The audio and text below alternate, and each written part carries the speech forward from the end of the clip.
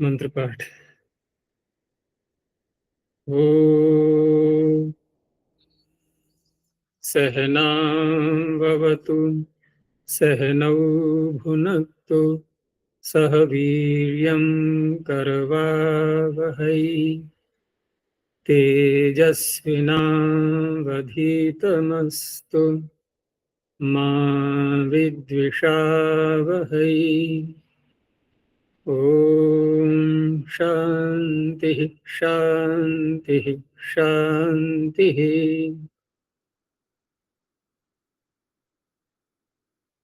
प्रथमा वृत्ति की 304वीं कक्षा, चतुर्थ अध्याय तृतीय पाद के 66 सूत्र हो चुके हैं। कुछ पूछना है?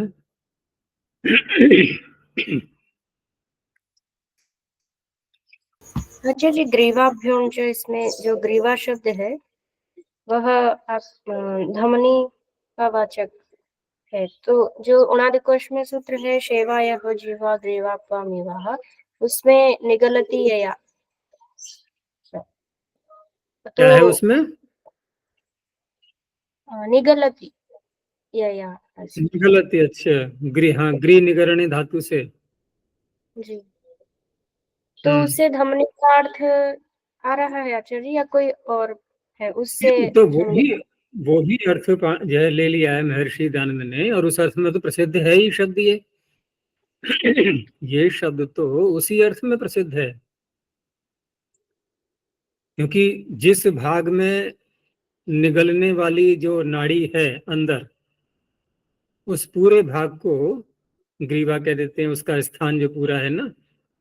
तो व्यवहार में तो यही चल रहा है ये, लेकिन गृह निगरणे धातु से जो बनाया जा रहा है, जिसके निवास का स्थान है ये पूरा भाग, पूरा अंग, वो तो धमनी, वो तो नाड़ी ही हुई ना, जिसको हम बोलते हैं भोजन नलिका।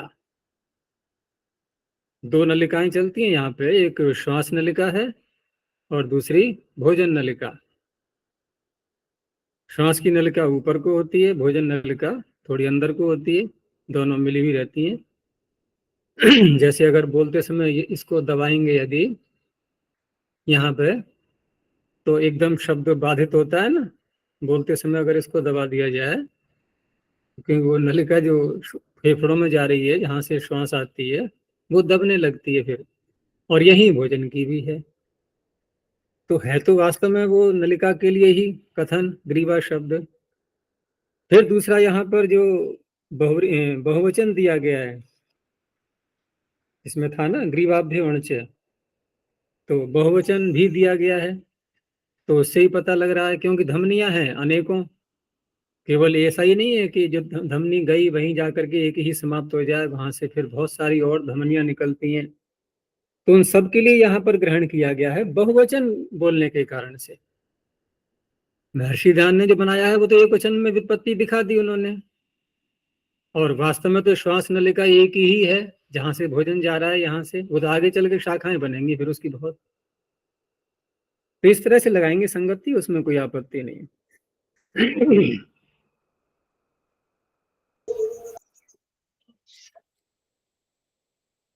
तो कल परसों जो चल रहा था सूत्र, तस्य व्याख्यान इति च व्याख्यातव्य नामनः, यहाँ से ये आगे के सूत्र भी इसी विषय को लेंगे, और यहाँ पर किसी विषय को लिया गया और उस विषय का व्याख्यान, ठीक है ना, करना है।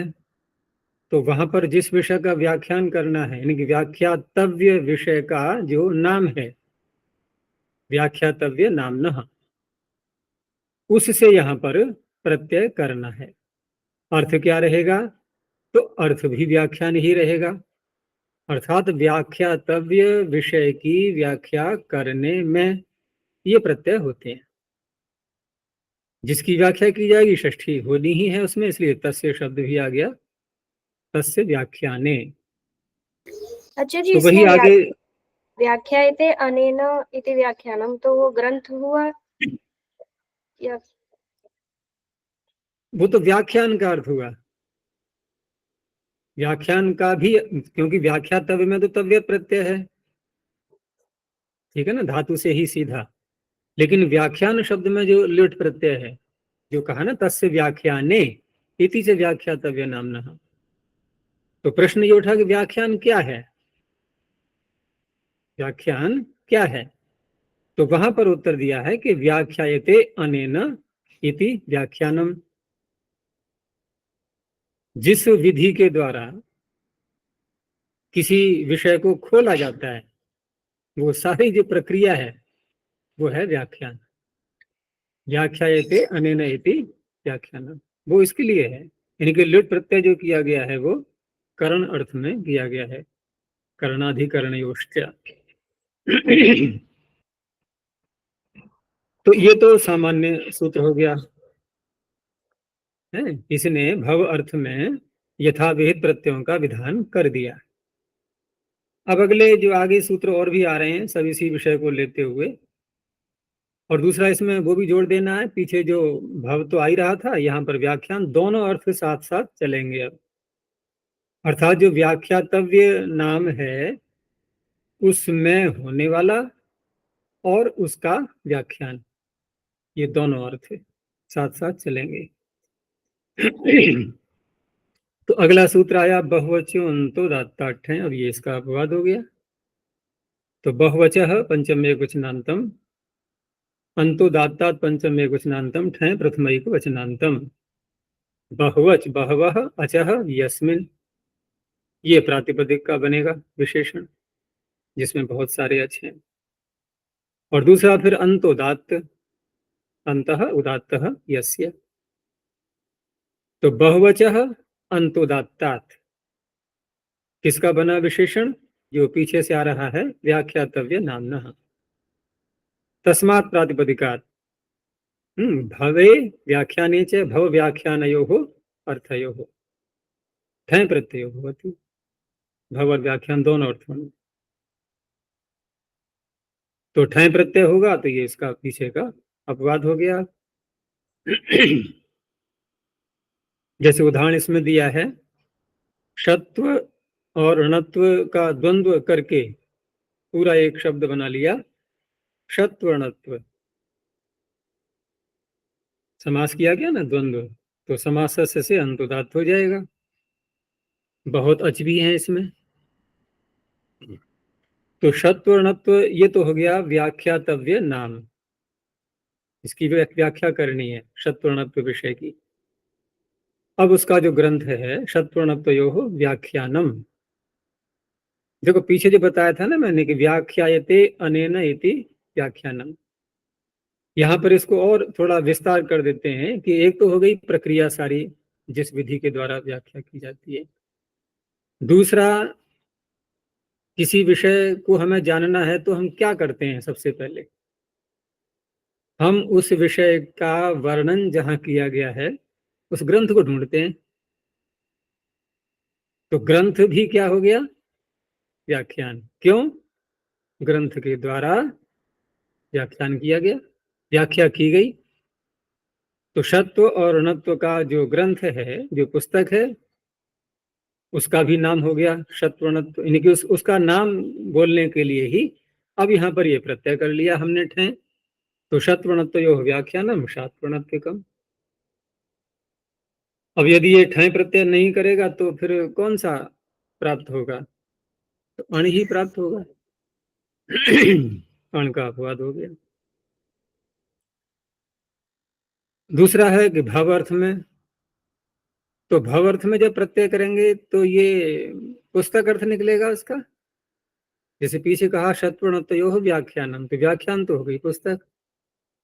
और शत्वर्णत्वयोः भवम, शत्वर्णत्व में होने वाला, इससे क्या लिया जाएगा, विषय कोई। हाँ, शत्वर्णत्व में कोई अन्य विषय ले सकते हैं। व्यवहार में तो इतना नहीं आता है। ये असल में जो पूरा प्रकरण है ना, भवार्थ ले तो लिया है साथ में इन्होंने, लेकिन जो प्रायः अर्थ निकलेगा इसका वो व्याख्यान अर्थ ही अधिक चलता है। भवर्थ तो कहीं कहीं घट पाएगा किसी किसी विषय में, जैसे पीछे आया था सुप सुभवम सौपम। अब क्योंकि सुप 21 प्रत्यय हैं, मान लो किसी एक प्रत्यय को लेना है इसमें, तो किसी ने एक प्रत्यय बोल दिया ngस। प्रश्न हुआ कि ये प्रत्यय कहाँ का है, कहाँ का बोल रहे हो आप? तो हम कहेंगे यह सौप है, सुप में होने वाला। हो गया ना भावार्थ?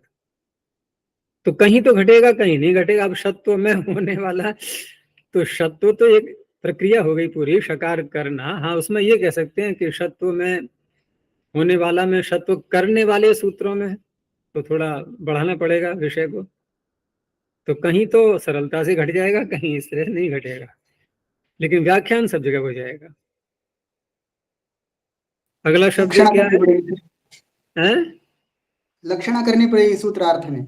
हाँ, लक्षणा करनी पड़ेगी, शत्रु को कहने वाला, कहने वाले जो सूत्र हैं। तो शात्वर्णत्व कम हो गया, और दूसरा है वार्तिक। तो वार्तिक में जो है, वार्तिक शब्द तो मूल हो गया, वार्तिकिकम एक है और जोड़ना है फिर उसमें, वार्तिकिकम। वार्तिकस्य व्याख्यानम वार्तिकिकम, और वार्तिके भवम वार्तिकिकम, इस तरह से बोलेंगे। आगे देखो, सामान्य सूत्र ही है ये, इसमें कुछ तो विशेष, जैसे ये तस्य व्याख्यान तो काफी व्यापक सूत्र है ये। आगे भी कुछ आएंगे ऐसे। आगे है क्रतु यज्ञेभ्यश्च। क्रतु यज्ञेभ्यः पंचमी बहुवचनांतम च व्यपदम।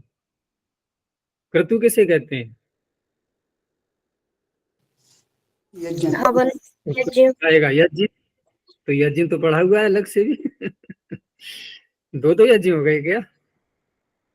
नहीं, कुछ तो सामान्य क्रतु भेद, छोटा ना, सा भेद होगा।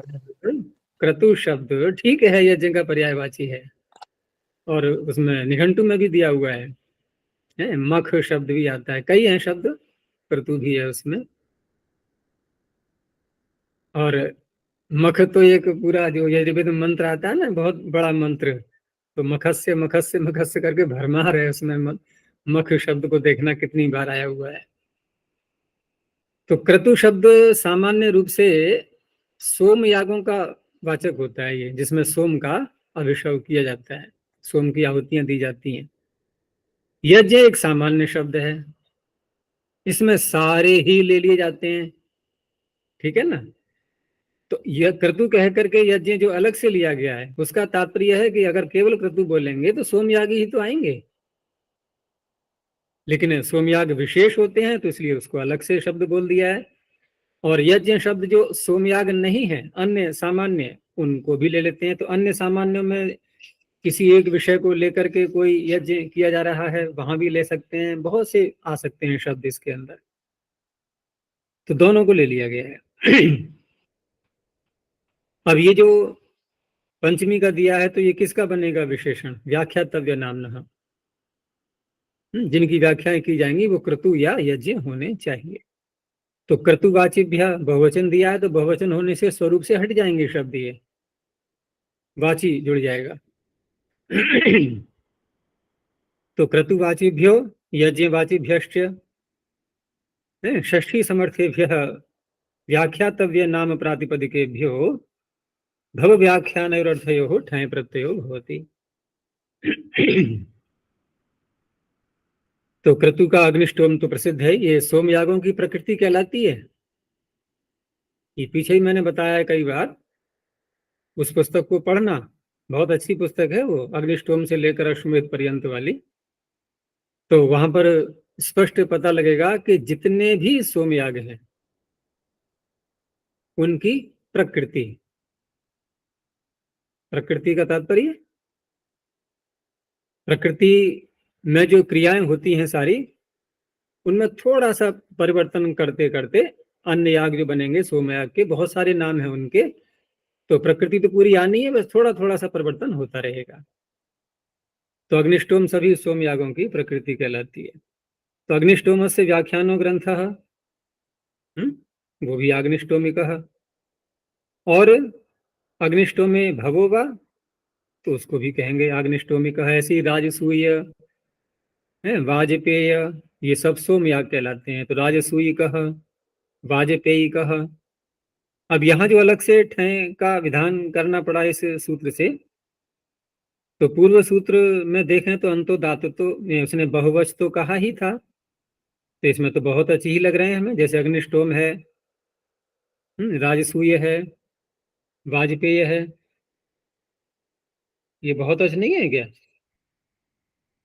बहुत अच्छी ही तो है, फिर भी यहाँ पर कहा गया है अलग से। तो जो अंतोदात नहीं है उनका भी ग्रहण हो जाए, उनके लिए है ये सूत्र।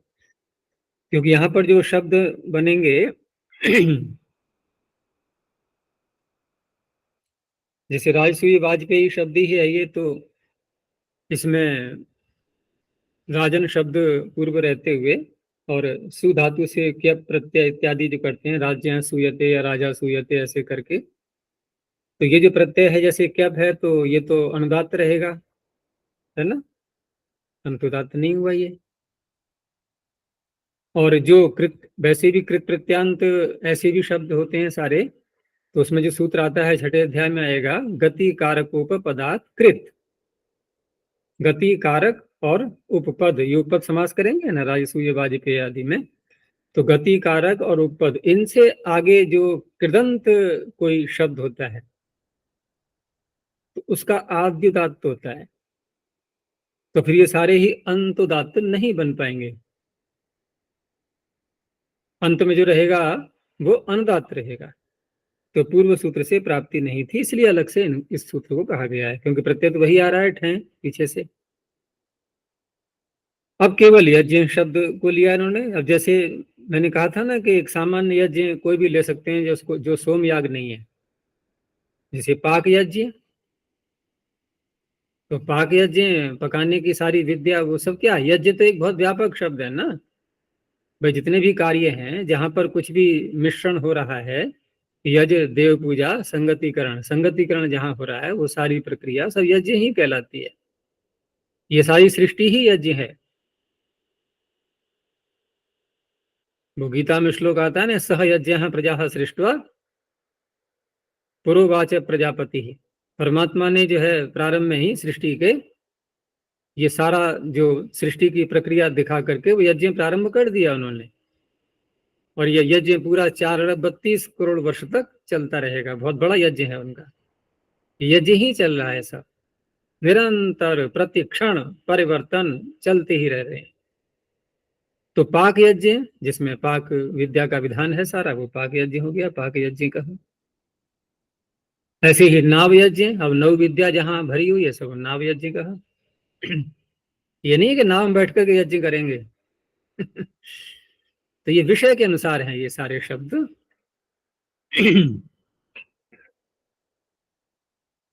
चलो आगे देखते हैं। आगे एव लगा दिया है सूत्र में, अध्यायेषु एव ऋषिः। आचार्य जी वो ओम क्रतोस्मरा, वो क्रत क्या है? क्रतु वहां पर यौगिक बोलेंगे, क्योंकि वेद के शब्द यौगिक और योग रूढ़, रूढ़ तो होते ही नहीं है, ये तो हमेशा ध्यान रखना। वेद में कभी भी रूढ़ शब्द नहीं होते, दो ही प्रकार के होते हैं, या तो यौगिक अथवा योग रूढ़। तो क्रतु वहां पर जो तुन प्रत्यय किया है ना, अतु, अतु प्रत्यय, अतु भी नहीं होगा, उसमें कोई ऐसा लगाना पड़ेगा अनुबंध जो गुण को रोके, तो क्री को यण आदेश करके फिर क्रतु ऐसे बनता है क्री धातु से। तो वहां है कर्म करने वाला, और कर्म को भी क्रतु बोलते हैं, कर्म करने वाला भी क्रतु और कर्म भी क्रतु। जैसे शतक्रतु किसी का नाम होगा तो इसका अर्थ क्या होगा, परमात्मा का ही नाम है, किसी का नाम क्या, वो तो अन्य नाम जो हम लोक में रख लेते हैं ये वहीं से तो लिए गए हैं सारे। वेद शब्देभ्य एव आदौ पृथक संस्थाश्च निर्ममे, पढ़ा है ना मनुस्मृति का श्लोक, सर्वेषां तु सनामानि कर्माणि च पृथक पृथक वेद शब्देभ्य एव आदौ पृथक संस्थाश्च निर्ममे। तो शतक्रतु वहां कर्म हो गया, 100 प्रकार के कर्म करने वाला जिसके हैं, तो क्रतु हो गया कर्म करने वाला। जीवात्मा क्या है, ये कुर्वन्नेवेह कर्माणि जब निर्देश दिया गया है वेद में, तो यही तो है क्रतु जीवात्मा, इसी को कहा गया है कर्म करने के लिए। तो वहां कहा गया कि हे कर्मशील, कर्म करने वाला, ओम का स्मरण कर। तेरा कर्म का तो समय निकल गया, क्योंकि अंतिम समय चल रहा है ना वहां पर। वो मंत्र जहां आता है वो कहाँ आ रहा है, प्रसंग क्या चल रहा है वहां? वहां तो शरीर है, शरीर भस्म है, यही बताया जा रहा है। क्या था मंत्र वो? वायुरनिलम अमृतम अथेदम भस्मांतम शरीरम ओम क्रतोस्मर। ओम का स्मरण कर। अब तेरा कर्म करने का तो टाइम निकल गया, जिससे कर्माशय बनता है। ओम ओम ओम का स्मरण करने से कर्माशय नहीं बनता है, ध्यान रखना। कर्माशय कैसे बनता है? कर्माशय किन कर्मों से बनता है? कर्माशय बनता है दो प्रकार के कर्मों से, परोपकार या परापकार। तो पर दोनों में आ गया ना, पर दोनों में आ गया। अर्थात ऐसे कर्म जिनका संबंध दूसरों से हो, या तो हम उनकी हानि कर रहे हैं या उनको लाभ पहुंचा रहे हैं, बस इन्हीं दो प्रकार के कर्मों से कर्माशय बनता है। अब कोई स्वयं के लिए वस्त्र धो रहा है, खाना खा रहा है, सो रहा है, जल पी रहा है, अपने लिए हम कुछ भी करते रहे, उसके बिल्कुल कर्माशय नहीं बनेगा।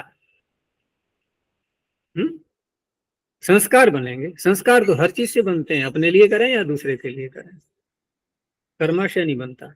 इसलिए ओम स्मर, ओम का स्मरण कर। और तो और क्या, और जो तूने पीछे किया है अब तक उसका कर ले स्मरण, क्योंकि उसी का तो परिणाम आगे आएगा। कृतम स्मरण। और अपनी सामर्थ्य देख ले क्या है तेरी, क्लिबे स्मरण। तो ये सारी चीजें वहां पर बताई जा रही हैं तुम्हें। तो क्रतु का वहां पर अर्थ है कर्मशील, कर्म करने वाला, कर्म करने का जिसका स्वभाव है। तो हम थे यहाँ पर अध्यायेष्वे वर्षे, अध्यायेष्वे वर्षे, अध्यायेषु एव ऋषे।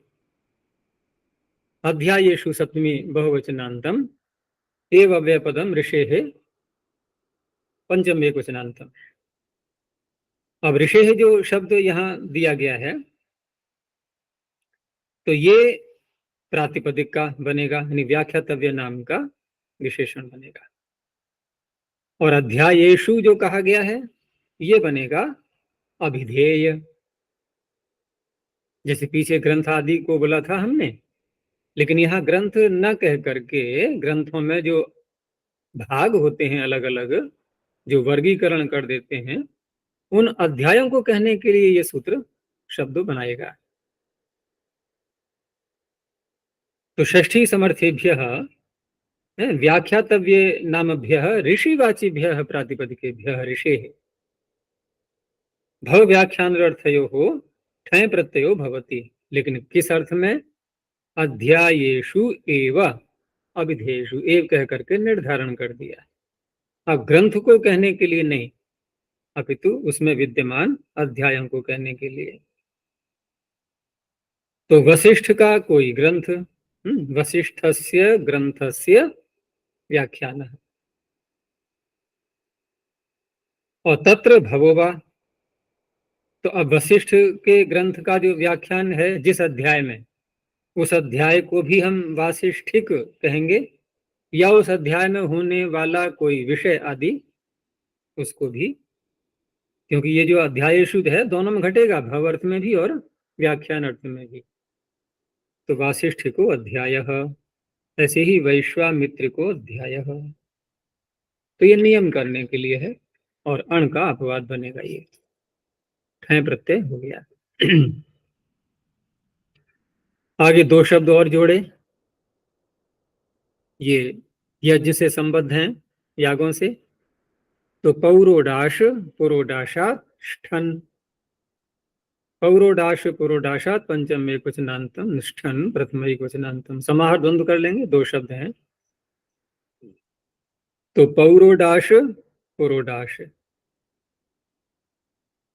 इत्येताभ्याम षष्ठी सप्तमी समर्थाभ्याम प्रातिपदिकाभ्याम भव व्याख्यानर्थयो ष्ठन प्रत्ययो भवति।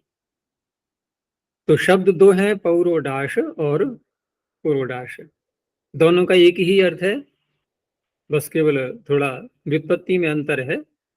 एक में आदि अच को वृद्धि दिखाई दे रही है, एक में नहीं है। पौरोडाश पुरोडाश। और ये किसको बोलते हैं? वो जो चावल या आटा जो पीस करके पिंड बना लेते हैं और उसकी पिंड की गोल गोल दबा करके बाटी जैसे होती है ना, बाटी बनाते हैं, उनको सेकते हैं, फिर उनकी यज्ञों में आहुतियां दी जाती हैं, इसे कहते हैं पुरोडाश। तो उन शब्दों को लिया है यहाँ पर। तो इस तरह से पुरोडाशः है, पुरोडाशः इसमें दिया भी है, पुरोडाशः पिष्ट पिंडा, जो पीस लिया है हमने चूर्ण, उसका पिंड, उसके पिंड बनाते हैं। अब उन पिंडों को का जब विनियोग करेंगे, उनका प्रयोग करेंगे, तो फिर मंत्र बोला जाएगा, अथवा पुरोडाश बनाते समय भी मंत्रों का उच्चारण, उनका जो विनियोग किया है मंत्रों का, तो मंत्र बोले जाते हैं उस अवस्था में। तो उनके संस्कारक, उनका संस्कार करने वाले जो मंत्र हैं, उनका भी नाम हो गया पुरोडाश। मतलब पुरोडाश से पौरोडाश बना लिया। पुरोडाश तो हो गए पिसे हुए पिंड, पिसे हुए आटे का पिंड बना लिया। अब उनके संस्कारक के जो मंत्र हैं वो पौरोडाश, ठीक है ना। तो पुरोडाश अलग हो गया, पौरोडाश अलग हो गया। अण प्रत्यय करके आदि इसको वृद्धि इसीलिए हो गई है, तो पौरोडाश बन गया। अब यहाँ पर जो ग्रंथ उसका व्याख्यान जो होगा, तो पुरोडाश का जो व्याख्यान अर्थात पुरोडाश का संस्कारक मंत्र को भी कह सकते हैं, और उस मंत्र की व्याख्या जिस ग्रंथ में की जा रही है उसका व्याख्यान, तो उसमें तस्य व्याख्यान तत्र भव। अब भव अर्थ यहाँ पर इस पूरा पूरा संगत नहीं हो पाएगा ऐसे, लेकिन व्याख्यान अर्थ निकल आएगा, तो उसका नाम होगा फिर पौरोडाशिक, अर्थात जिन मंत्रों से संस्कार किया जा रहा है उन मंत्रों को अथवा उन मंत्रों के व्याख्यान को पौरोडाशिक। स्त्रीलिंग में होगा तो पौरोडाश की, ये हम स्त्रीलिंग में बोलेंगे तो ऋचा को कह सकते हैं। ऐसे ही पुरोडाश सहचरितो ग्रंथ, जैसे वहां तो था संस्कार को मंत्र, लेकिन मंत्र बोलेंगे तो बन जाएगा पौरोडाश। अब है केवल पुरोडाश जो पिष्ट पिंड बताया था, तो पिष्ट पिंड का वर्णन जिस ग्रंथ में किया गया है उसका भी नाम पुरोडाश, यानी पुरोडाश सहचरितो ग्रंथ, वो ही पुरोडाश हुआ। अब उसका व्याख्यान, या उसमें होने वाला, तो यहाँ पर शब्द है पुरोडाश, अब उससे करेंगे ठन प्रत्यय, तो पुरोडाशः, और स्त्रीलिंग में बनाएंगे तो षित् गौरादिभ्यश्च लगा करके पुरोडाशिकी। तो पौरोडाशः पौरोडाशिकी, पुरोडाशः पुरोडाशिकी।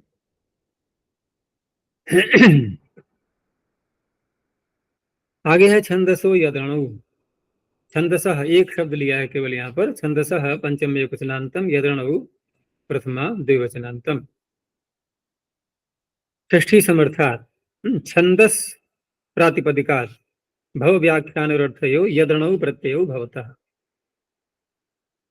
अब सारी बात छंद में घटा लो कि छंद तो मंत्रों को कहते ही हैं, और उनका जो व्याख्यान या उनमें होने वाला, तो छंदसः व्याख्यानः अथवा छंदसी भवः, दोनों अर्थ लेकर के। यद प्रत्यय करेंगे तो छंदस्यः, और अण करेंगे तो छांदसः। छांदस शब्द का अधिक प्रयोग होता है, छंदस्यः भी मिले तो ये सूत्र से बना करके अर्थ निकल आएगा। तो ये किसका अपवाद कहलाएगा? क्योंकि छंदस शब्द से कर रहे हैं, तो द्वेज है ये आगे हाँ, वाला सूत्र जो है, क्योंकि आगे जो सूत्र आ रहा है उसमें दो अच वाले शब्द लिए गए हैं, तो वहां पर ठग प्रत्यय कहा गया, यहाँ पहले से ही पुरस्ताद अपवाद इसको बना दिया गया। आगे देखो, तो द्वैज ऋद ब्राह्मणर्क प्रथमाध्वर पुरश्चरण नामाख्याता ठक। द्वैज ऋत ब्राह्मणर्क प्रथमाध्वर पुरश्चरण नामाख्यातात पंचम एकवचनांतम ठक प्रथम एकवचनांतम। पहला शब्द है इसमें द्व्यच, द्वौ अचौ यस्मिन, जिसमें दो अच हैं, तो प्रातिपदिक का बनेगा विशेषण। रित शब्द से ऋकारांत ले लेंगे, और ब्राह्मण शब्द अलग है। आगे है फिर ऋक, देखो पहले वो है रित, तो रित से ऋकारांत, और जो ऋच है वो ऋक, समास करेंगे तो ऋक बोलेंगे, तो ऋच है ये। और प्रथम, प्रथम के आगे है फिर अध्वर, फिर पुरश्चरण, फिर नाम और आख्यात। लेकिन नाम शब्द तो द्विवच वाला है, द्विवच कहने से ही आ सकता था। आख्यात कहना तो ठीक था क्योंकि इसमें बहुवच है वो, लेकिन नाम तो द्विवच वाला ही है। फिर भी जो आख्यात के साथ में नाम यहाँ पढ़ दिया है पाणिनि जी ने, तो उससे ये भी संकेत निकलता है कि नाम शब्द से जैसे नामिक बनाएंगे, आख्यात से आख्यातिक बनाएंगे, लेकिन नाम पढ़ना निरर्थक हो रहा है, तो यहाँ अधिक अर्थ ये निकालेंगे कि नाम और आख्यात का द्वंद्व करके भी पूरा एक शब्द बन जाएगा, नाम आख्यातिका, ऐसे करके दोनों को जोड़ करके ये अर्थ निकाला है व्याख्याकारों ने। तो सूत्र का अर्थ बनेगा षष्ठी समर्थेभ्यः व्याख्यातव्य नामभ्यः द्वयच ऋत ब्राह्मण ऋक प्रथम अध्वर पुरश्चरण नाम आख्यात इत्येतेभ्यः प्रातिपदिकेभ्यः भव व्याख्यानयोरर्थयोः ठक् प्रत्ययो भवति। तो वेद शब्द द्विवच वाला, वेदस्य व्याख्यानो ग्रंथः तत्र भवो वा, तो बहुत बोलते हैं हम लोग वैदिक शब्द, तो ये सूत्र काफी व्यापक है। ऐसे ही इष्टि, इष्टि यज्ञ मात्र को बोलते हैं, यज धातु से बनेगा तिन प्रत्यय करके, तो इष्टि से अइष्टिकः। ऋकारांतों में उनको लेंगे जो द्विवच वाले नहीं है, द्विवच वाले तो उसी में आ जाएंगे, जैसे पंचहोत्री चतुर्होत्री, तो पांचहोत्रिकः चातुर्होत्रिकः, यहाँ वो लग जाएगा सूत्र, इस सुख तांता कह, उगंत होने से क हो गया ठ को। ऐसे ही ब्राह्मण शब्द से ब्राह्मण का व्याख्यान ग्रंथ है या उसमें होने वाला ब्राह्मणिकः। ऐसे ही ऋक शब्द है, ये एकच वाला है, तो ऋक से बन गया आर्चिकः, प्रथम से प्राथमिकः, अध्वर से आध्वरिकः, पुरश्चरण से पौरश्चरणिकः, और नाम और आख्यात तो प्रसिद्ध है नामिकः आख्यातिकः। पीछे भी हमने कुछ शब्द बनाए थे ना वेदांग प्रकाशों के नाम के, और दो यहाँ ये नामिक और आख्यातिक ये बन गए। सौवर बनाया था है ना, स्त्रैण सौवर ताद्धित, स्त्रैण ताद्धित तो मिला करके भी द्वंद्व समास कर दिया गया था वहां पर।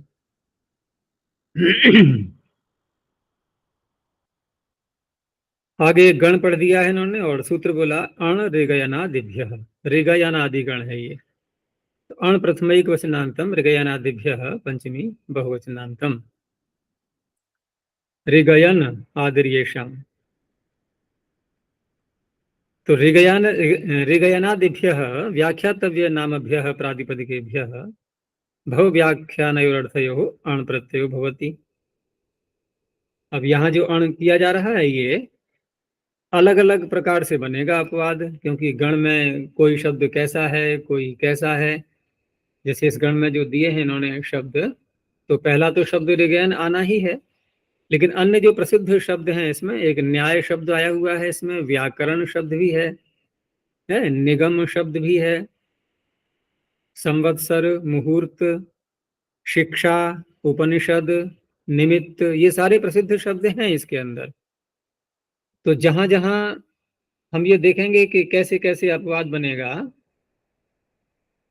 जैसे जिसमें इसमें जो बहुवच वाले हैं, बहुवच शब्द हैं, उनके लिए ये ठय का अपवाद बनेगा, और जो शब्द ऐसे हैं दोवच वाले हैं, तो दोवच वाले शब्दों से जो ठक की प्राप्ति थी उसका अपवाद बनेगा। और जो ऐसे शब्द हैं जो वृद्ध हैं, जैसे व्याकरण को ही ले लो, तो व्याकरण तो वृद्ध है, तो इसलिए वो छ का अपवाद बनेगा। अलग अलग प्रकार से बनेंगे अपवाद, ये सब में अण प्रत्यय की प्राप्ति कराई है। तो दो शब्दों का उदाहरण यहाँ पर दे दिया इन्होंने, ऋगयन से व्याख्यान तत्र भभुवा आर्गयन, और दूसरा शब्द लिया है पद व्याख्यान। तो पाद व्याख्यान अण प्रत्यय। यहां तक जो है ये प्रकरण कहां से प्रारंभ हुआ था? तस्य व्याख्यान इति च व्याख्यातव्य नाम। यहां आकर के इसकी समाप्ति हो गई है। अब पीछे से न तो कोई समर्थ व्यक्ति आ रही है और न ही कोई अर्थ आ रहा है, बिल्कुल प्रकरण बदल चुका है। अब तक जो हमने देखे हैं प्रत्यय जो अर्थ निर्देश सूत्र शेषे के बाद में, शेषे का अधिकार जहां तक था उसके बाद में जहां से अर्थ प्रारंभ हुए थे, उसमें मुख्य मुख्य अर्थ कौन कौन से निकल गए?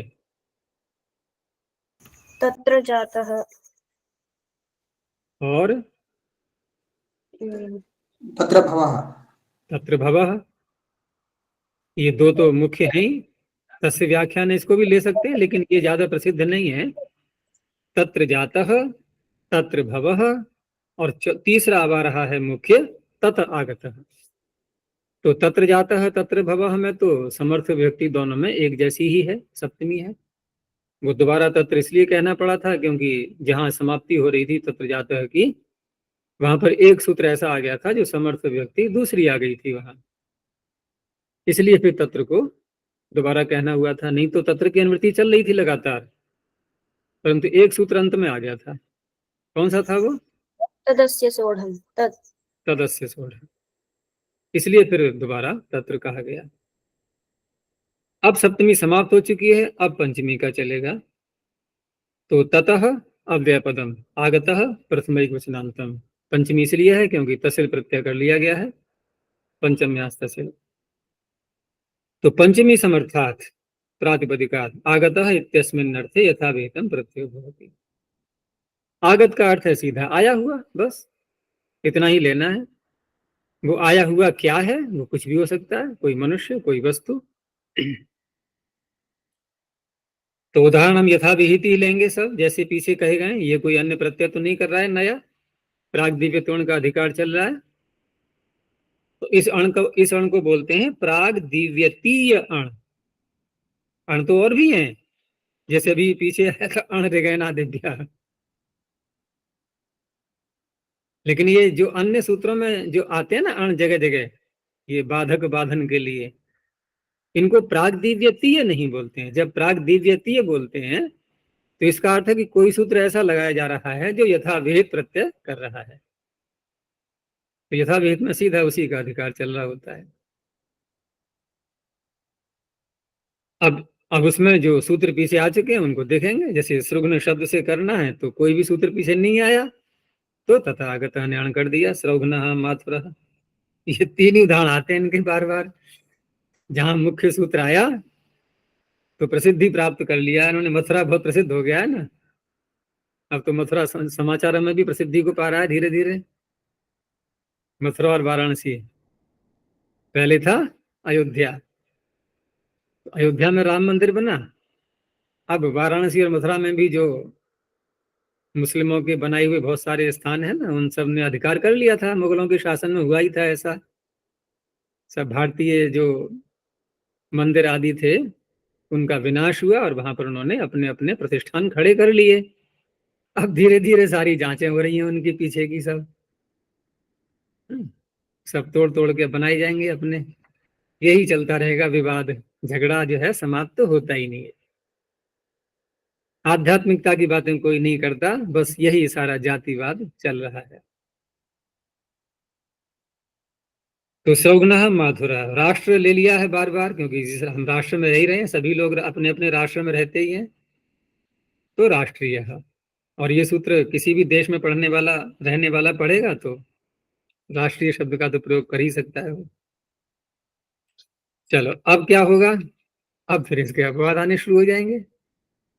अच्छा जी, यहाँ राष्ट्रीय का अर्थ क्या है? किसका?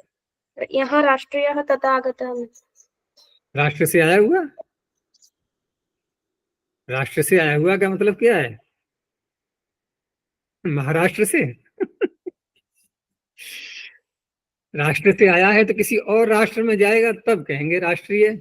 अब अब इतने मात्र से जो है, जैसे हम कहते हैं ना कि ये चीज हम खरीद के लाए, कैसी है ये, तो हम देशी विदेशी बोल देते हैं नहीं कि ये देशी है कि विदेशी है, कि मोबाइल कैसा है कि विदेशी कंपनी का है। ये तो जो देशी है वो देशी ना कह के राष्ट्रीय कह लो उसको। राष्ट्र में बना हुआ यहीं पर, राष्ट्र से ही आया है, राष्ट्र में ही इसका उत्पाद हुआ है, यहीं से लिया है हमने, तो वो राष्ट्रीय हो सकता है। और नहीं तो किसी दूसरे देश में जाएंगे तो वहां पर अब राष्ट्र का नाम बोलना पड़ेगा, फिर कौन से राष्ट्र से आए हुए हो, तो कि भारत राष्ट्र। भारत को भी राष्ट्र बोलते हैं ना, भारत राष्ट्र। तो देखो, उदाहरण तो एक सामान्य रूप से जो एक याद रह जाते हैं ना, बस वही मुख से निकलते हैं, वो घटे या ना घटे, तो उदाहरण तो वैसे ही आएंगे, लेकिन आवश्यक नहीं है हम इसको घटाने में ही सारा समय लगाते रहे अपना। अरे और ले लो ना शब्द बहुत से, जो जहां से अब किसी कोई शहर से आया है तो उसका नाम ले लो, जहां जो घट जाए सरल उससे घटा लो। अब मथुरा से आया माथुर, ये तो कह सकते हैं।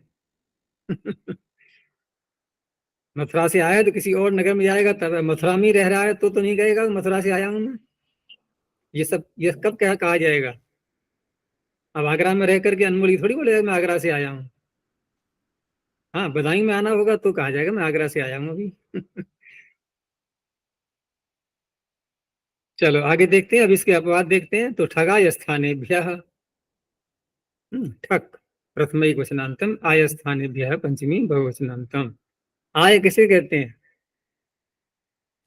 इणगतौ, ज्ञान, ज्ञान गमन प्राप्ति, तो प्राप्ति अर्थ ले लो, तो आय क्या हो गया, इनकम, लाभ। अब जहां जहां से इनकम हो रही है वो स्थान, वो आय स्थान कहलाएंगे। ये है आय स्थान। तो आय स्थान वाचिभ्य, क्योंकि बहुवचन दिया है सूत्र में तो स्वरूप नहीं पकड़ना है अब कि आय स्थान कह, हम उसी से प्रत्यय करने लगे। आय स्थान वाचिभ्य प्रातिपदिकेभ्य पंचमी समर्थेभ्य आगतः इत्यस्मिन् अर्थे ठक् प्रत्ययो भवति। तो इन्होंने जो दिया है अर्थ कि आय इति स्वामी ग्राह्यो भाग उच्यते, क्योंकि आय का अर्थ हुआ इनकम। तो इनकम किसकी होती है, इनकम स्वामी की होती है कि सेवक की। दोनों की कह सकते हैं, लेकिन जो परिश्रम करके कमाता है वो एक अलग इनकम है। और एक अनेक प्रकार के कार्य उसने प्रारंभ कर रखे हैं और वहां से अलग अलग स्थानों से उसको इनकम हो रही है, तो उसको यहां पर लिया गया है। जैसे शुल्कशाला, तो शुल्कशाला शुल्क की शाला। वर्तमान में अगर देखें तो जैसे ये चुंगियां बनती हैं जगह जगह, टोल टैक्स जहां लेते हैं, ये सब क्या है, ये शुल्कशाला ही तो है जगह जगह बनी हुई। इनकम, ये जहां पर ये विदेशों से आता है सामान, वहां पर कलेक्ट कर लेते हैं सारा टैक्स जो भी बनता है, ये सब शुल्कशालाएं हैं। तो शुल्कशालाया आगतः, अब कौन आया वहां से, तो इनकम ही आएगी। अथवा उस शुल्कशाला से कोई अन्य मनुष्य आदि को भी ले सकते हैं, वो आया तो शुल्क शालिका। आकर, आकर भी ऐसे ही है, जहां पर आ रहा है सामान सारा, इनकम आ रही है, वो स्थान वो भी आकर ही है। आकर भंडार को भी कहते हैं, वो आय का भंडार हो रहा है, इनकम का भंडार है वो, तो आकर से आकरिकम। तो ये हो गया पूर्व सूत्र, यानी कि यथाविहित अण प्रत्यय का अपवाद हो गया। आगे है शुंडिका दिभ्यों। अब फिर अण कहा जा रहा है तो स्पष्ट है कि ये बाधक बाधन बनेगा, क्योंकि अण तो तथागत ही कर देता। तो शुंडिका दिभ्य पंचमी बहुवचनांतम, अण प्रथम एक वचनांतम। शुंडिक आद्रियेषाम, ये गण हो गया, तो शुंडिका दिभ्य पंचमी समर्थेभ्य प्रातिपदिकेभ्य आगतः इत्यस्मिन् अर्थे अण प्रत्ययो भवति। अब ये शुंडिक आदि हैं तो ये भी सब आय स्थानवाची ही, अब यहाँ पर पिछले सूत्र से, क्योंकि जब वो अपवाद बन गया था ठगाय स्थानेभ्य, तो जितने भी आय स्थानवाची हैं सबसे वो तो अण की ही, ठग की ही प्राप्ति कराता। इसने फिर अण की ही प्राप्ति करा दी दोबारा, तो इसलिए यहाँ पर ये बाधक बाधन हो गया।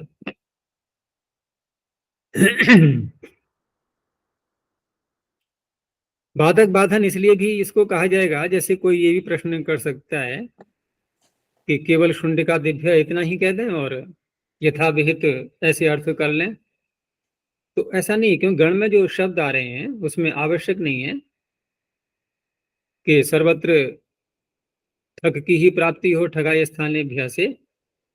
वहां अन्य किसी सूत्र से, जैसे कि इसमें एक शब्द पढ़ा हुआ है उदपान शुंडिकादिगण में। अब उदपान शब्द, ये आगे जो सूत्र आएगा उत्साह नहीं, पीछे आ चुका है, नहीं आगे आएगा उत्साह दिव्यों, तो वहां पर उत्सादियों से फिर आय प्रत्यय कहा गया। तो यदि हम यथाविहित कह देंगे तो यथाविहित कहने से क्या होगा फिर, कि जिस शब्द से जो प्रत्यय जिस सूत्र से कहा गया है वो हो जाएगा, लेकिन हमें वो भी नहीं होने देना है, हमें तो सबसे अण ही करना है। तो ऐसे स्थल जो आते हैं ना कि जहां पर दोबारा अण कहना पड़ता है, वो इसीलिए कहना होता है, इसीलिए बाधक बाधन बोलते हैं। आचार्य जी, जैसे ऊपर वाले सूत्र में ठगाय स्थानेभ्य में जो आकरिकम ऐसा उदाहरण दिया है, वो क्षण छ का बन सकता है क्या अपवाद? किसका? छ हाँ, छ का अपवाद कह सकते हैं उसको, क्योंकि आकर शब्द वृद्ध हो बन रहा है। शुल्कशाला में तो अण की ही प्राप्ति होगी तथागतः से, और आकर में छ की प्राप्ति हो सकती है, उसको बाध करके एक प्रत्यय हो ठ हो गया। तो यहाँ जो मैं जैसे कह रहा था ना कि उदपान शब्द से अय प्रत्यय की प्राप्ति होगी यथाविहित कह देंगे तो, अब ठग अण प्रत्यय कह दिया है तो अण ही रहेगा। तो इस तरह से बाधक बाधन बनता है। तो शौंडिकः कारकणः, अब ये शब्द कौन से आय स्थानवाची हैं, इनका व्यवहार कहाँ हो रहा होगा? वो दूसरा जो आपका लैपटॉप है रखा हुआ है, वो किसी काम का है? हाँ, चलता है काम? तो यहाँ पर जो है आय स्थानवाची,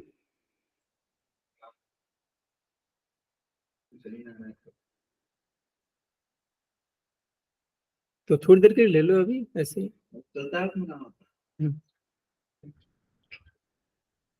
तो यहाँ पर शुंडिक और कारकण शब्द,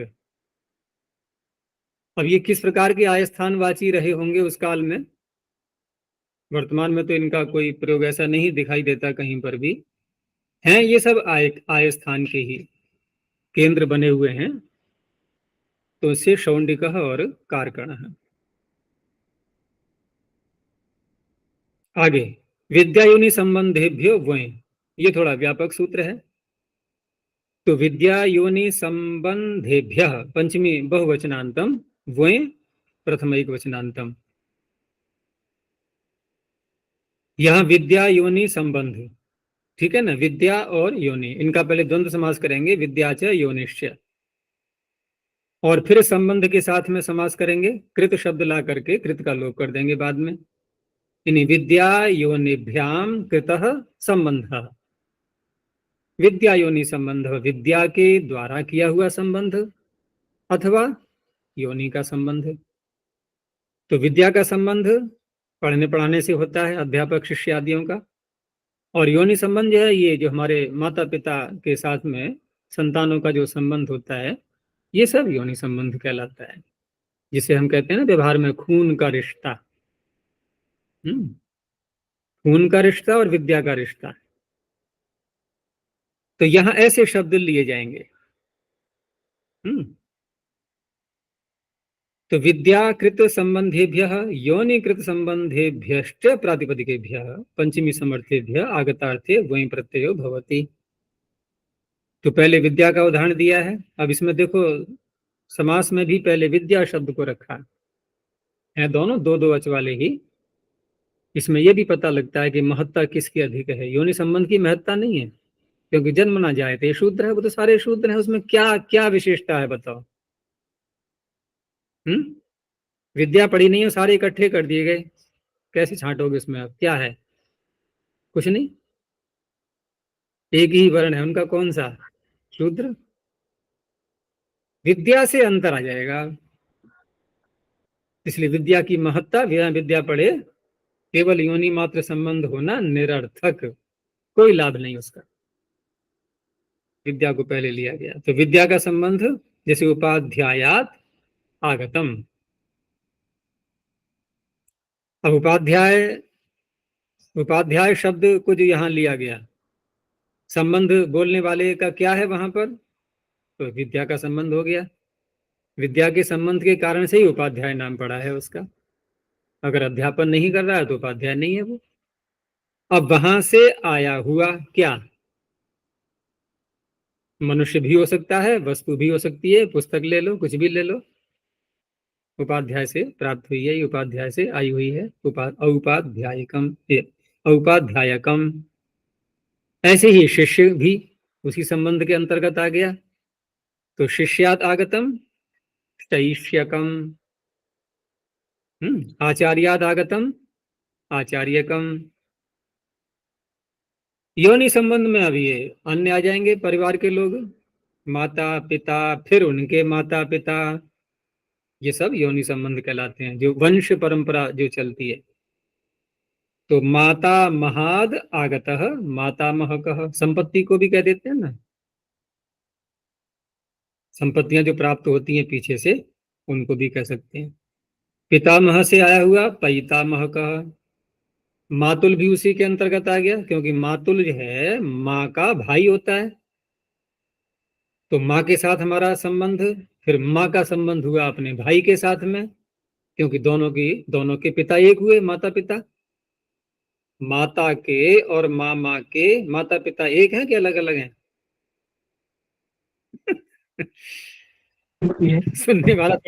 सुनने वाला पहले थोड़ा सोचेगा, ये क्या कह दिया इन्होंने, ये माता के और मामा के, पूछना किसी से एकदम ऐसे धोखे से अचानक, ये बताओ, अच्छा एक प्रश्न है क्या कि माता के और मामा के माता पिता एक ही हैं, अलग अलग हैं?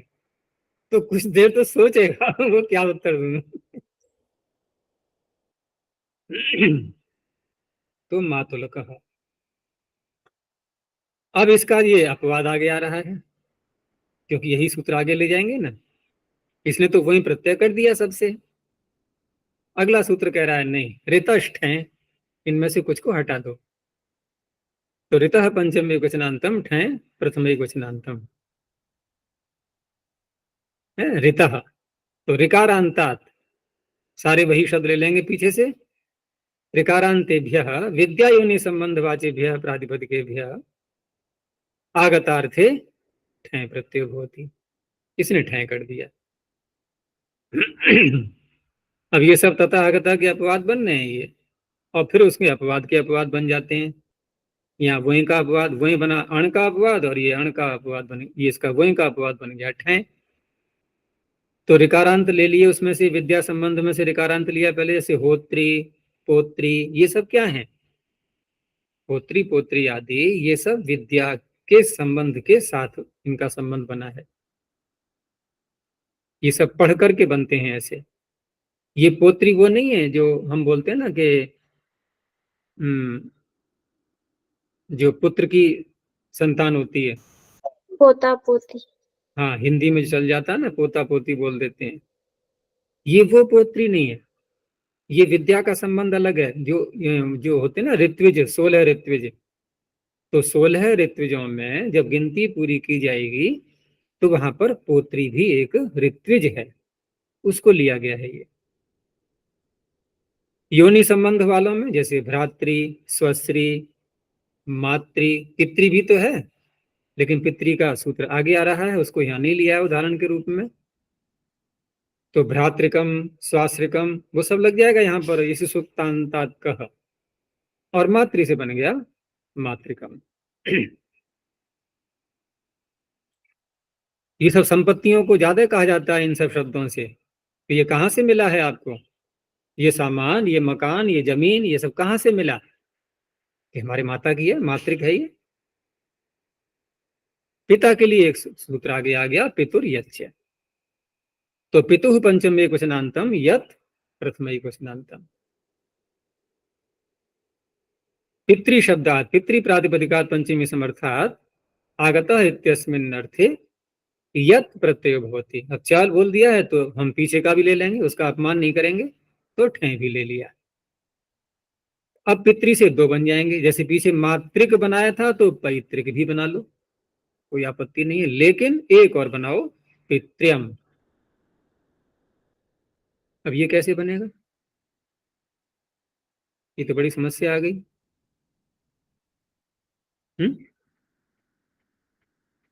क्या करेंगे अब?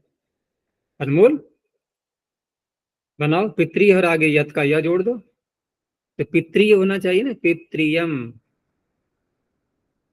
ये री का क्या हो गया? पीछे पीछे आ तो चुके हैं ऐसे सूत्र। देखो पहले हम क्या करेंगे कि पितृ में जो री है, रबई की मात्रा नहीं, रील रेख वाला री, तो इस री के स्थान में करेंगे रींग आदेश, रींग ऋतः, रींग ऋतः। अब कैसे लिखेंगे हम? त्र पे दीर्घ ईकार की मात्रा, पितृ और आगे या। अब हम भसंज्ञा करके यह सी टीचर लगा सकते हैं या नहीं? या नहीं लगेगा? तद्धित परे है कि नहीं है? ईकार को हटा दो। अब है क्या? पितृम। तो पितृम पैतृक। आगे जो सूत्र आ रहा है, ऐसे ही सूत्र दो बार पीछे भी आ चुके हैं, तुम्हें ध्यान होगा। चरणेभ्यो धर्मवत, एक और भी आया था ऐसे ही, भगवत। भगवत, हाँ, कालेभ्यो भगवत। ऐसी देखो है नहीं, गोत्राद अंकवत। ये छटनी कर लिया करो, ऐसे जल्दी याद हो जाते हैं। तो ऐसे ऐसे जो सूत्र हैं, तो गोत्राद पंचम एक वचनांतम, अंकवत अव्यपदम, बिल्कुल उसी शैली से अर्थ करेंगे अब। तो अंकवत यानी अंक अंकवत। अब गोत्र शब्द यहाँ पीछे भी बताया था मैंने एक बार कि जब अपत्याधिकार से हम बाहर निकल जाते हैं, तो अब गोत्र का अर्थ वो नहीं लेना है कि पौत्रम प्रवृत्ति गोत्रम, पौत्र प्रवृत्ति गोत्रम, ये नहीं लेना है। अब लेना है सामान्य अपत्य, वो कुछ भी, कोई भी हो सकता है, पुत्र पौत्र आदि सभी प्रकार से ले सकते हैं। तो गोत्रवाचिभ्य प्रातिपदिकेभ्य पंचमी समर्थेभ्य आगतार्थे अंकवत प्रत्ययो भवति। अब ये जो अंकवत है, इसको घटाएंगे कैसे? तो अंक एक अर्थ जो इसमें सूत्र में पढ़ा है पाणिनि ने, संघांक लक्षणेषु, सूत्र में आ रहा है ना संघ अंक, तो संघांक लक्षणे स्वय्यामण सूत्र है नहीं है, ये आगे आएगा इसी तीसरे ही पाद में। आगे जो प्रकरण आएगा, तस्येदम का जो अधिकार चलेगा, एक मुख्य जो अधिकार है ना तस्येदम, जैसे तथागतः तत्र भवः, ऐसे ही तस्येदम भी अधिकार मुख्य चलेगा। तो उसके अधिकार में, उसी प्रकरण में एक सूत्र आएगा, संघांक लक्षणेषु अय्यामण। तो वहां पर अंक में अण प्रत्यय का विधान किया गया है, ठीक है ना?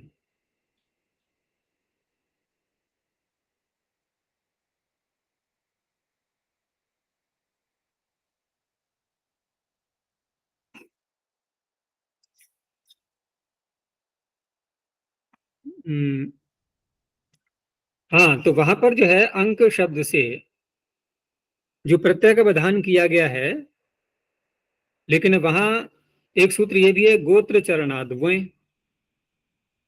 गोत्र चरणाद वों। तो गोत्रवाचियों से, चरणवाचियों से वों प्रत्यय का विधान किया है, लेकिन अंक से वहां पर एक सामान्य अर्थ लिया गया है, और सामान्य अर्थ लिया गया है तस्येदम के अधिकार में होने से, वो तस्येदम ही अर्थ वहां पर लेना है। तो कहने का तात्पर्य है कि जैसे जो प्रत्यय तस्येदम के अधिकार में आए हुए सूत्र से जो किया जा रहा है, अर्थात अण प्रत्यय, और उसका फिर अपवाद जो है गोत्र चरणाद वहीं, गोत्रवाचियों से चरणवाचियों से वहीं प्रत्यय किया गया, तो वो वहां पर वही प्रत्यय अंकवत, उसी प्रत्यय को यहां भी ले लेंगे। अब जैसे यहाँ पर गोत्र प्रत्यांत शब्द लिया हमने, गोत्र प्रत्यांत न करे गोत्रवाची बोलेंगे, यहाँ पर गोत्रवाची शब्द लिया औपगव, उपगु का अपत्य, वो अनंतरापत्य भी हो सकता है और भी हो सकता है। तो औपगव शब्द से अगर हम विग्रह करते हैं वहां पर अंक अर्थ में प्रत्यय करने के लिए कि औपगवानाम अंक, तो औपगवानाम अंक कह करके प्रत्यय होगा वही प्रत्यय, तो क्या बनेगा औपगवकम या औपगवकः, कापटवकः, नाडायनकः, चारायणकः, ये सारे वहां पर किए गए। ठीक ऐसा ही यहाँ पर आगत अर्थ लेकर के कि औपगवेभ्य आगतम, अब यहाँ भी वही प्रत्यय हो जाएगा। तो अलग से प्रत्यय करने के लिए पाणिनि ने कोई प्रयास यहाँ पर नहीं किया, उधर की ओर संकेत दे दिया कि वहां जो प्रत्यय हो रहा है वही यहाँ कर लो। तो औपगवकम, कापटवकम, नाडायनकम, चारायणकम, एक सामान्य सूत्र है ये, वही प्रत्यय यहाँ पर हो जाएंगे। अच्छा जी, गोत्र चरण वही संघांक लक्षणेषु सूत्र का अपवाद है हाँ पुरस्कार। हाँ अब है, लेकिन वहां पर ये ध्यान में रखना है कि जिसका अपवाद बन रहा है वो प्रत्यय कौन सा है। अण, नहीं, गोत्र चरणार्थ वहीं की संख्या है 4 3 120, 26। हाँ 26, 4 3 126, और ये है इसके आगे वाला संघांक लक्षण स्वयं, ये इसके आगे आ रहा है। लेकिन यहाँ पर अंक शब्द से जो है ना, जो गोत्र चरणार्थ वहीं, क्योंकि हमें तो गोत्रवाची लेना है।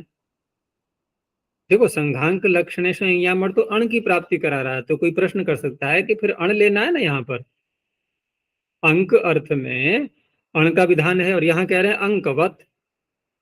लेकिन अंकवत कहने पर भी गोत्रवाचियों से कौन सा कहा गया है, तो गोत्रवाचियों से कहा गया है गोत्र चरणाद्वय, अर्थ तो वही रहेगा अंक, लेकिन वही प्रत्यय जब कह दिया गया है तो वो वही प्रत्यय यहाँ लेना है, इस तरह से। आगे है हेतु मनुष्येभ्यो त्रस्याम रूप्य, हेतु मनुष्येभ्य पंचमी बहुवचनांतम अन्य तरस्याम सप्तम एकवचनांतम रूप्य प्रथम एकवचनांतम। रूप्य रुपया कोई बोलते हैं, ये प्रत्यय है यहाँ पर। हेतु और मनुष्य दोनों का समास करके यहाँ पर बहुवचन दिया गया है, तो बहुवचन जब भी आता है तो वो स्वरूप से हटा देता है शब्द को, इसलिए हेतु और मनुष्य स्वरूप से नहीं लेंगे वाची, तो हेतुवाचीभ्य मनुष्यवाचीभ्य पंचमी समर्थेभ्य प्रातिपदिकेभ्य आगतार्थे विकल्पेन रूप्य प्रत्ययो भवति। अब यहाँ पर रूप्य प्रत्यय तो हेतुवाची, हेतु किसे कहते हैं, कारण के लिए। अब कोई आया या कोई वस्तु आई, कैसे आ पाई कि सम भाग था, रास्ता समान था, उबड़ खाबड़ नहीं था, तो समादागतम समरूप्यम। विषम से आया है तो विषम रूप्यम, विषम होने के कारण से, वो कारण किस रूप में होगा ये तो प्रयोग करने पर ही निर्भर है कि जहां प्रयोग किया जाएगा वहां देखा जाएगा कारण किस रूप में, क्योंकि हेतु अनेक प्रकार से बनता है, कारणत्व किसी शब्द के अंदर अनेक कारणों से आता है। तो इस तरह से इसमें रूप्य प्रत्यय विकल्प से कहा गया है, तो दूसरे पक्ष में फिर क्या करेंगे। तो ये जो सम और विषम शब्द है ना, ये गहादिभ्यश्च जो सूत्र है उसमें गहादि गण में आए हुए हैं। ये जो पीछे था ना एक, उसके छ की अनुवृत्ति आ रही थी, गर्तोत्तर पदाच्छः, पीछे पढ़ चुके हो तुम लोग ये, गर्तोत्तर पदाच्छः, उसके आगे था गहादिभ्यश्च, तो गहादिभ्यश्च में छ की अनुवृत्ति ऊपर से ले ली गई है, तो गहादि गण में जो शब्द है वहां छ प्रत्यय का विधान किया गया है, तो फिर पक्ष में छ प्रत्यय हो जाएगा, तो समीयम विषमीयम ये बन जाएंगे। अब मनुष्यवाची में तो फिर नाम मनुष्यों के होते ही हैं सारे, वो कोई भी ले सकते हैं। तो देवदत्त रूप्यम का अर्थ क्या हुआ, देवदत्त से आई हुई कोई वस्तु, ठीक है ना, यज्ञ दत्त रूप्यम। अब यहाँ भी दूसरे पक्ष में फिर क्या करेंगे, विकल्प से कहा गया है तो अब तथा आगत लग जाएगा, अण प्रत्यय हो गया, दैवदत्तम याज्ञ दत्तम। एक और जोड़ दिया मयट्च, तो मयट प्रथमैक वचनांतम चाव्यपदम हेतुवाचिभ्यः मनुष्यवाचिभ्यश्च प्रातिपदिकेभ्यः आगतार्थे मयट प्रत्यय भवति। तो सममयम, विषममयम और देवत्वमयम, यजितत्वमयम, तो कोई अंतर नहीं पड़ा है, ये भी साथ में बोल दिया गया है। योग विभाग क्यों किया गया इसमें? क्योंकि पीछे भी जोड़ सकते थे ये, मयट और रूप्य को विकल्प से कर सकते थे, तो दो प्रत्यय ये हो जाते और तीसरा जो भी प्राप्त है वो हो जाता। अगर ये दोनों बोल देते वहां पर रूप्य और मयट, तो प्रातिपदिक कितने हैं? हेतु और मनुष्य, ये भी दो हैं, तो हेतुवाचियों से क्या होता है? रूप्य, और मनुष्यवाचियों से मयट, यथासंख्य हो जाता नहीं। तो पाणिनि ने जो है थोड़ा बुद्धिमत्ता दिखाई, थोड़ी दिखाई ना तो इसलिए अलग कर दिया उन्होंने, देवदत्तमयम यजिदत्तमयम। चलो यहीं तक रखते हैं, अब ये आगत अर्थ समाप्त हो गया। जो कुछ आना था आ गया, अब नहीं, ज्यादा नहीं, बस यहीं तक रखते हैं। प्रणव ध्वनि ओ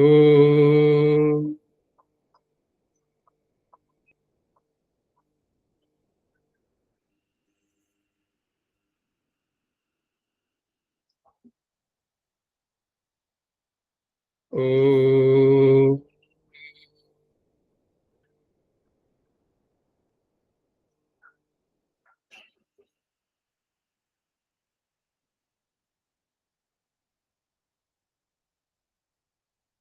ओ